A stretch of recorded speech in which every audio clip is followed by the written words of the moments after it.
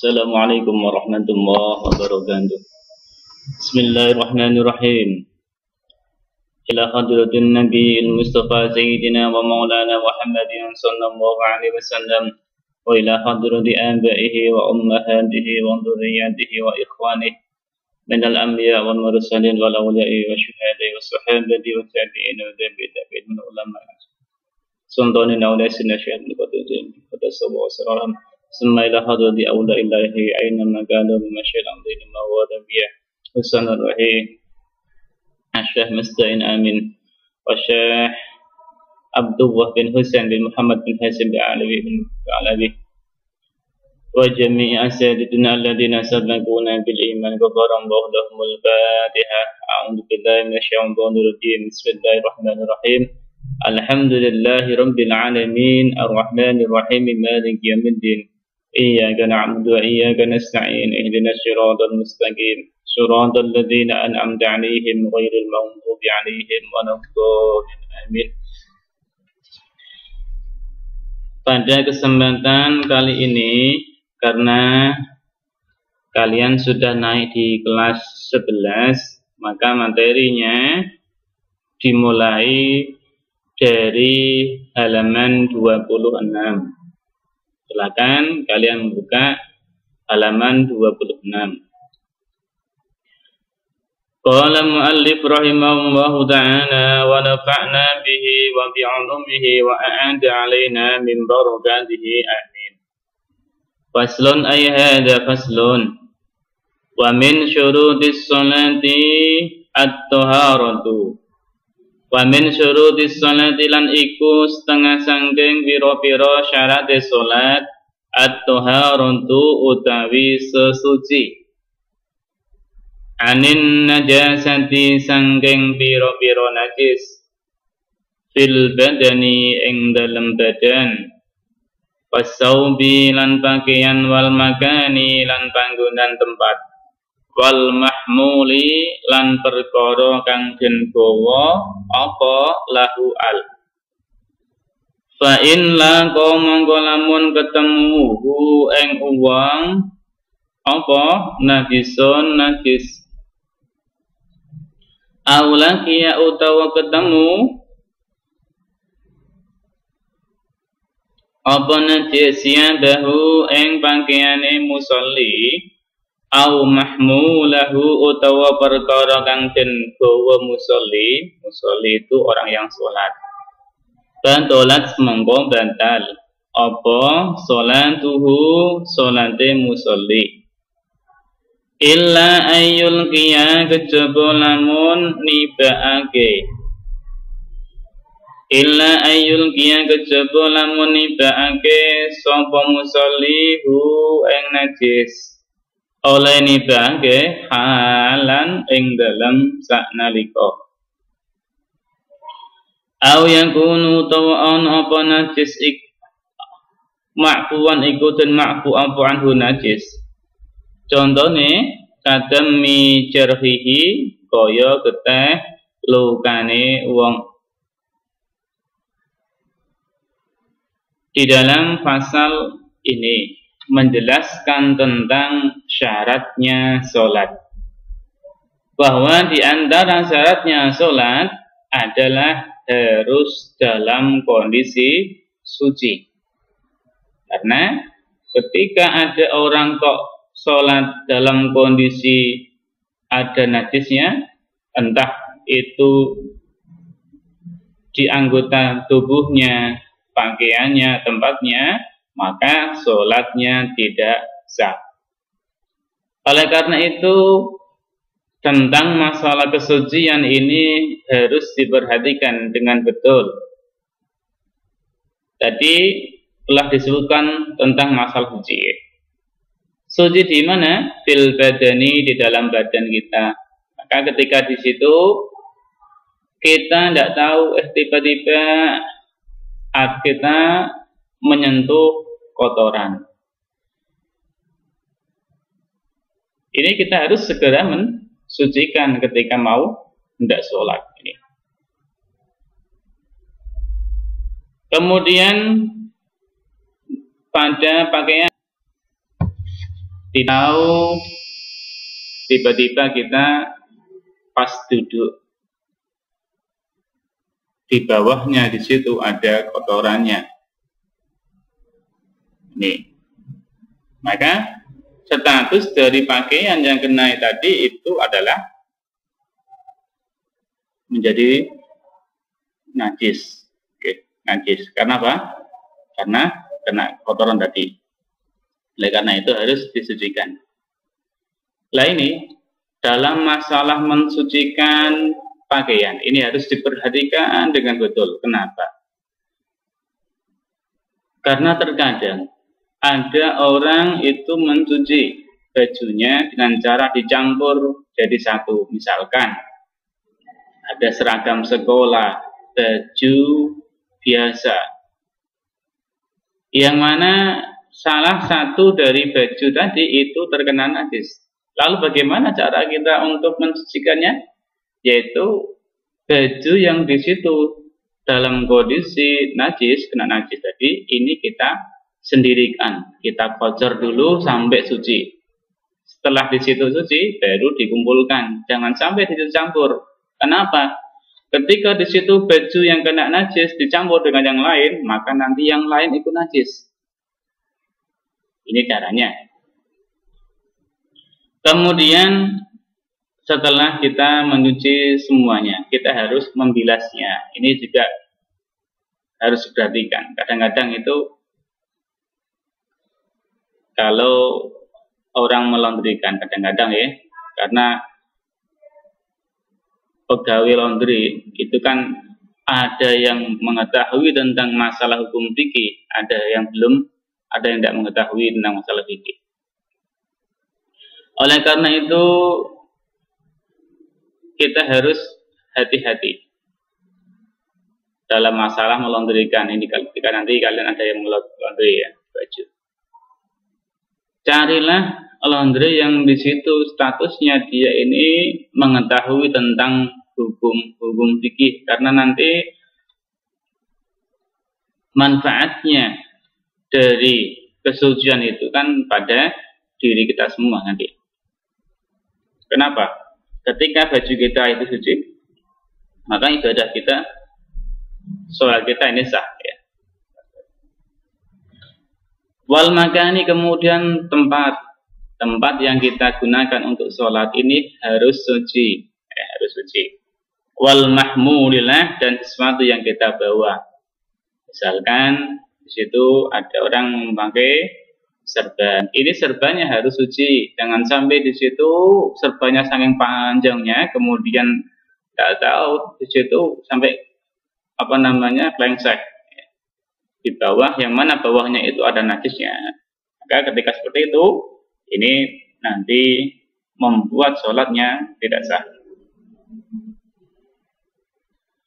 Kemudian fa'in langkahu najisun awlang iyasiyatahu aw mahmulahu batalah sabtuhu. Jadi ketika baju kita ini kena najis, atau tidak tahu-tahu di situ kejatuhan najis dari atas, ada kotoran ya jatuh mengenai baju kita. Ini kalau tidak kita segera membuangnya, sholat kita ini akan menjadi batal. Maka bahasa di situ adalah illa ayyulqiyahu halan, ini harus segera dibuang. Misalkan pas sujud ya, sujud jatuhan kotoran cicak misalkan di situ, ini harus kita segera menghilangkannya. Atau adanya najis ini statusnya adalah ma'fu. Ma'fu itu bagaimana tuh? Najis yang di situ sistemnya adalah diampuni. Contohnya bangkatan mijarhihi, sebagaimana contohnya adalah darah luka. Misalkan ada orang kecelakaan ya, ada orang kecelakaan, kemudian dia terluka. Ini status daripada darahnya itu adalah ma'fu.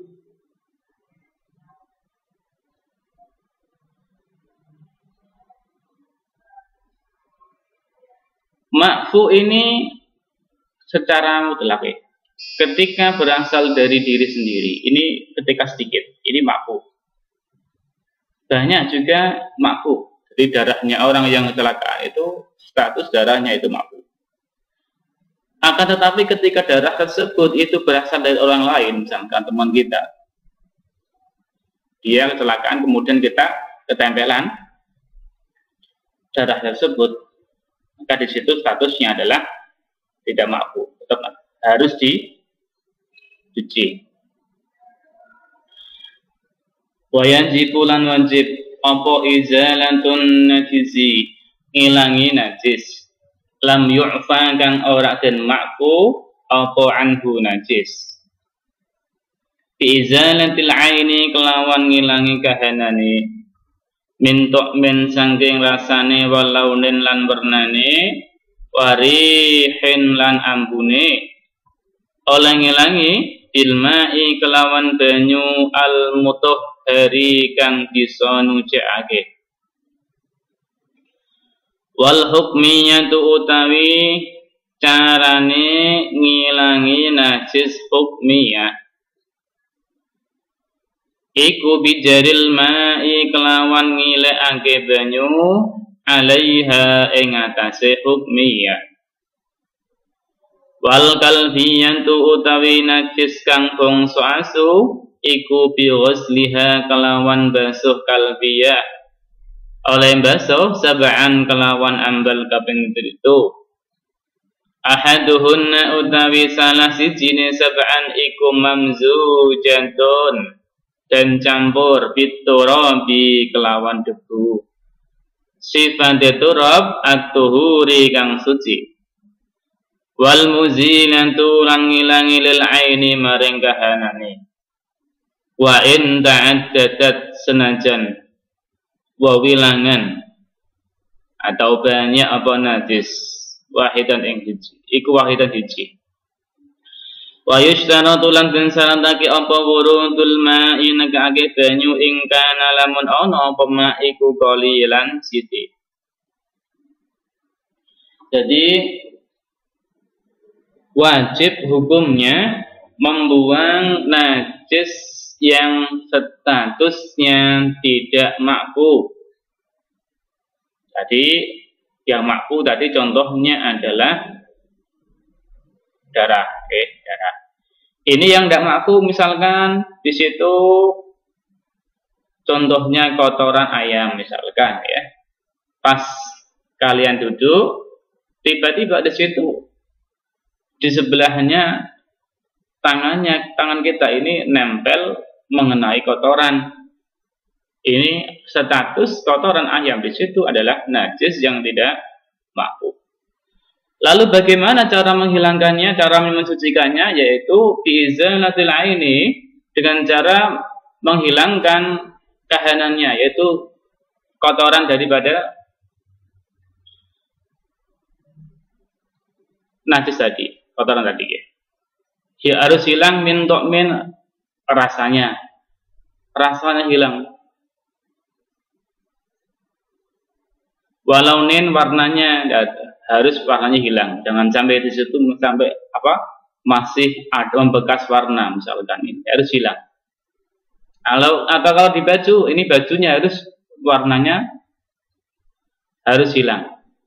Warihin baunya harus hilang. Maka di situ harus kasih deterjen ya, biar nanti hilang warnanya itu.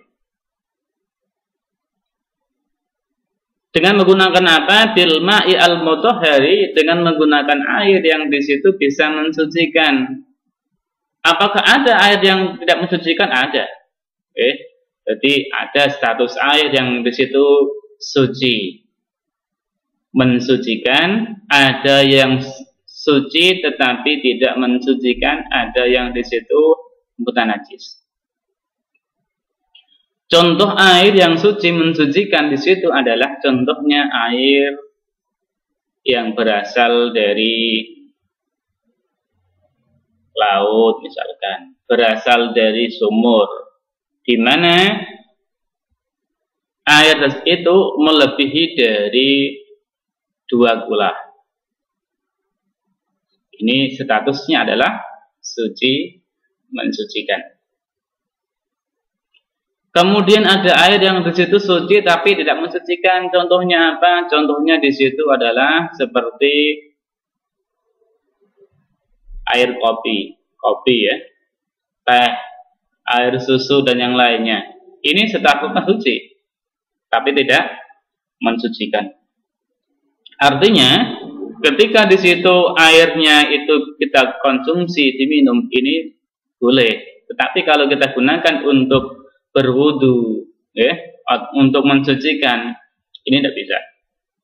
Karena statusnya adalah suci tapi tidak mensucikan. Kemudian ada yang di situ air yang mutanajis, ada air yang kena najis, ada mutanajis. Yaitu setiap bentuk air yang di situ telah digunakan untuk menghilangkan najis. Nah ini, ketika di situ airnya banyak, melebihi 2 kula, status dari air yang mutanajis ini bisa mensucikan. 2 kula itu berapa tuh?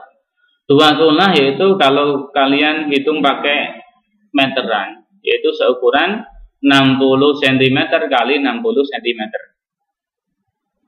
Jadi kalian mengukur ya, mengukur di baknya, itu kalau di situ kok melebihi dari sudah ada 60 kali cm kali 60 cm, maka di situ kalau airnya penuh ini sudah katakan suci, mensucikan. Kemudian ada yang namanya najis hukmiyah. Najis hukmiyah di sini adalah bentuk najis yang di situ tidak kelihatan, seperti halnya contohnya percikan air seni. Ketika kalian kencing, ini ada seni yang di situ memercik sampai ke baju misalkan. Ini statusnya adalah najis hukmiyah.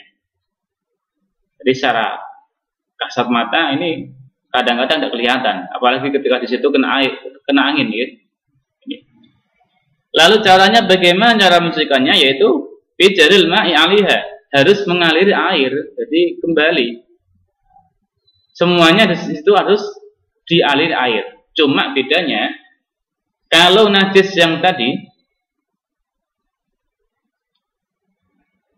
itu harus menghilangkan rasanya, baunya, kemudian warnanya harus hilang. Tapi yang hukumnya ini karena statusnya di situ ada yang kelihatan, ada yang tidak kelihatan, maka itu caranya adalah dengan cara cukup menuangkan air. Jadi apa namanya, tidak usah memperhatikan warnanya karena di situ untuk hukumnya kadang-kadang tidak kelihatan itu. Wal kalbiyah itu kemudian najis kalbiyah, najis yang berasal dari anjing dan sejenisnya, yaitu celeng babi. Caranya adalah membasuh 7 kali, yang salah satunya di situ adalah dibasuh dengan menggunakan debu yang suci. Terus dengan debu yang suci ya, bukan debu yang najis, bukan. Ini benar kalau di situ misalkan ketika mensucikan pada kondisi hujan ya, benar. Kalian nyemplung ke sungai, ini sudah secara otomatis itu sudah suci. Kenapa? Air ketika kondisi banjir di situ sudah ada debu-debunya di situ. Ini cukup sekali walaupun toh di situ nanti najisnya banyak. Demikian, mudah-mudahan ada manfaatnya. Assalamualaikum warahmatullahi wabarakatuh.